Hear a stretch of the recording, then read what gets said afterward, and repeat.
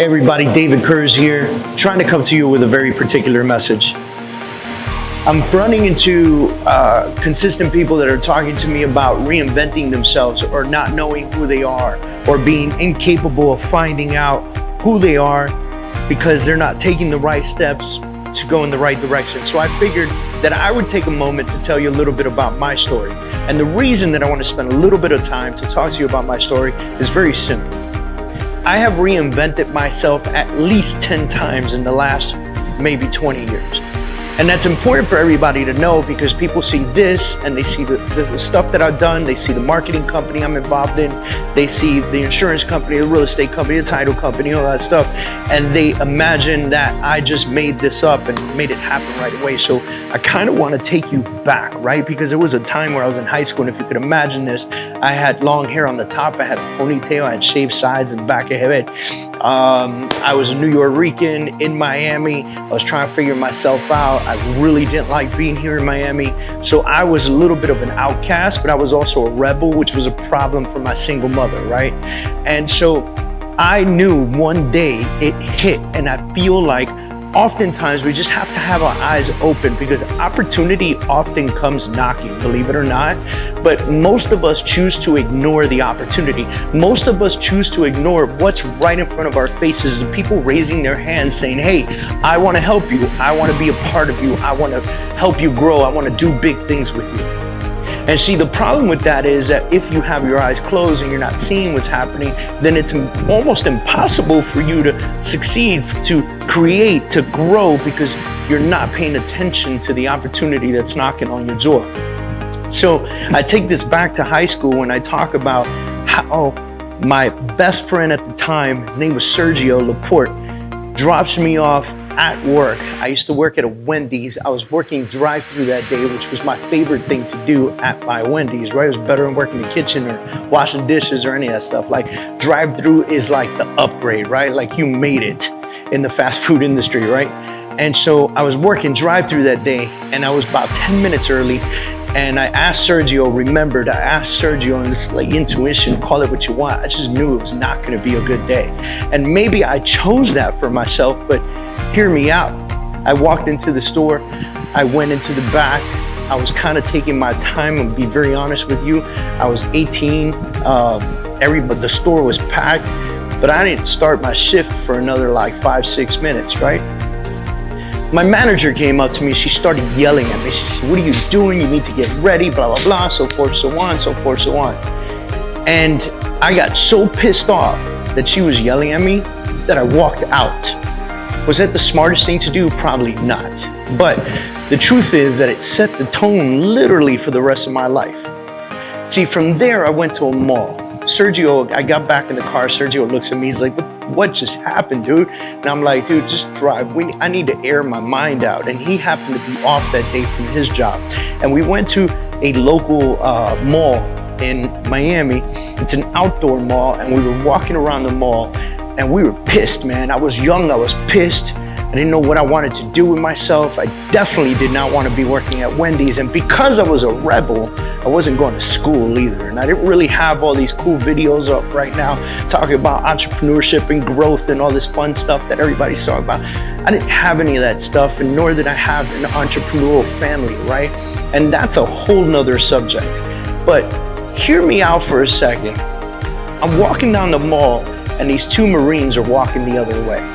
And I look at them and I said, man, those guys look really sharp, right? And I looked at Sergio, we passed by, we just passed by, a little eyeball at each other, kept going. And I look at Sergio and I said, who are those guys? Because as far as I was concerned, the entire military was G.I. Joe in the Army, right?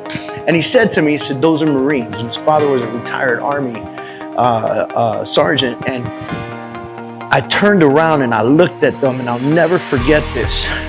Sergeant Reveron turned around and looked at me. He was staring at me. And when I looked at him, he said, you want to talk to me, don't you? Now, I don't know if that was the best sales tactic in the entire planet, but in my mind, I looked at him and I said, yes, I do. And I walked and I spoke to him, and I'm gonna tell you the rest is history from there. That was phase one of the reinvention of myself as an adult. See, I had reinvented myself several times as a child. I grew up in the Bronx. I was a Puerto Rican kid in the Bronx. I'm the whitest Puerto Rican possibly alive. I had all kinds of issues growing up, single mother, all the great stuff. Moved to Miami, all that was fine. That's childhood. But as an adult, that was step one in the growth of my life, man. I remember going to boot camp. I went to boot camp with a broken hand because I got into an argument with my mom not too long before leaving to boot camp, and I punched something and broke my hand, right? Because what I had punched was definitely way harder than my hand. It was a material item, right? And so I was young, I was out of my mind, and I refused to let boot camp pass me by. I refused to let this opportunity. It was a wake-up call for me, and I knew that I needed something better, stronger, bigger, faster in my mind. I needed somebody to kick my ass and make me go. And I left a boot camp with a broken hand, and I did pull-ups like this if I had to, but I made it.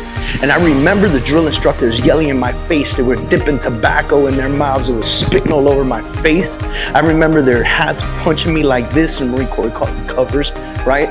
And I remember all of this aggression in boot camp. And I remember thinking to myself, none of this scares me, man. You know why? Because what scares me more is failing this and going back. And that wasn't gonna happen for me. From there, I continued to reinvent myself. I grew in the Marine Corps. I was a doer. I was a worker bee. I became a leader. Next thing you know, I'm the Marine liaison to the Naval Seabees. I'm a liaison to LAPD's anti-terrorism unit. I'm doing all kinds of really cool stuff that you only see on TV, right?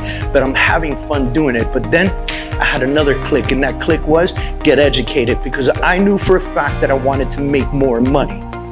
See, and I still wasn't thinking entrepreneur. I was thinking education. I was thinking get a job, corner office, Manhattan, looking pretty, sitting at my desk, looking out at all of Manhattan from my corner office, and I don't know, the Chrysler Tower or the Empire State Building or the World Trade Center or whatever it was.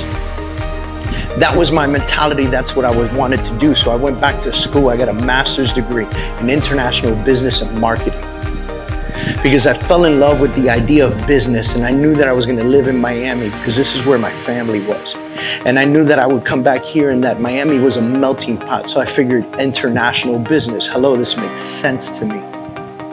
It wasn't until that I got hired by a really cool CEO by the name of George Waldenberg, who hired me at his company, Quarterpack Steel Products. Feel free to look them up. Great guy, great company. It wasn't until I met him and worked there that I found my civilian self, because this, once again, was a reinvention of who I was. See, I had left the Marine Corps. I was a weapons expert, an armor, and a shooting coach. So I couldn't use any of those things out here in the civilian world, in the civilian market. So I went to work for him, and I learned sales, and I fell in love with sales. And I worked my ass off with him, and I made sure that I made more money than I ever made before in my life. For the first time ever, I had passed a six-figure income in sales. And I said, this is the answer. This is it right here. But steel pipe is not my passion. And for once, I started feeling like I was sitting inside of my cubicle, and it was my coffin.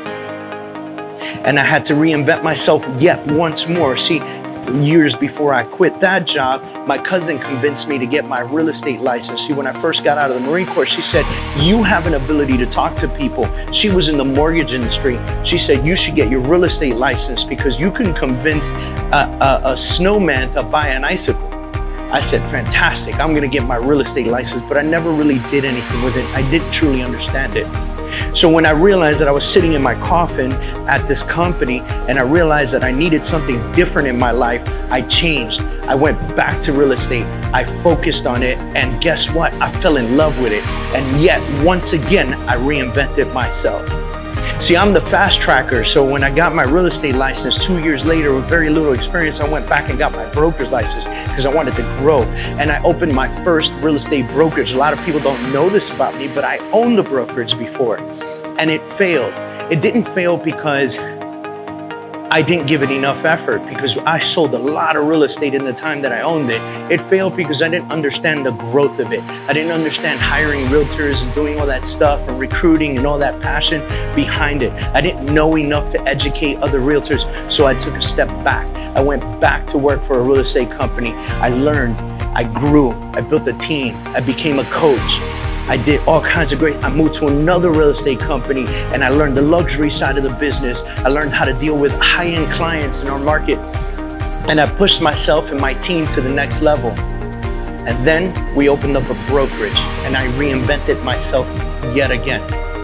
See, now we own Kurz Real Estate, we own this brokerage. I'm a partner in a marketing company, partner in a title company, partner in an insurance company, and several other things that I'm involved in. I'm a partner in a credit repair company now. And all of these particular partnerships that I have feed the beast, which is the real estate beast. And I'm a real estate coach. I'm developing master classes. I'm hosting masterminds. I'm doing conferences. I'm hosting so many different things. But guess what? It all revolves around the one thing, real estate. And I absolutely love it. But guess what? This is not my final act, ladies and gentlemen. I will continue to reinvent myself. And the reason I wanted to give you this long-winded story was to tell you one very special thing. Continue to reinvent yourself, continue to grow, continue to understand who you are. See, I know who I am now. I know why I'm placed on this planet and I know what I'm meant to do. And I'm excited about it and I know that I'm gonna make a ton of money doing it. But in the path of making a ton of money doing it, I know that I'm gonna help thousands and thousands and thousands of real estate professionals all over the country make millions and millions of dollars, and that shit gets me going. Once you know what gets you going, once you know what makes you happy, what makes you grow, what makes you wake up in the morning, your entire life will change, ladies and gentlemen. I tell you this story because I want you to understand. Open your eyes. Don't be closed-minded. Don't ever say no. Say yes to just about every opportunity that comes your way because you never know where that opportunity will land you. You never know what's gonna happen. You never know which way you're gonna go. You never know if it's gonna be one of the best things you ever did in your life or it's gonna be a complete flop and a hiccup in your life. And that you'll learn from it and continue to grow from it and continue to push yourself. Don't ever let any situation or anybody tell you you're not above it, that you can't do it, that you're below the level. And don't ever let anybody push you into a corner and make you cry and then quit, because that's real failure. You don't want to fail? Feel the hiccups and go. Take the punches and go. Get punched in the face and stand back up. Continue to reinvent yourself as you continue to grow, because you are not now who you were 10 years ago, and you will not be who you are today 10 years from now. The second you truly understand that is the second that you will consistently, massively, forcefully tell the universe that you're here to grow and you're here to stay and you're here to make an impact on the world itself. Ladies and gentlemen, open your eyes, take the opportunity, reinvent yourself, know who you are. Peace out, guys. See y'all later.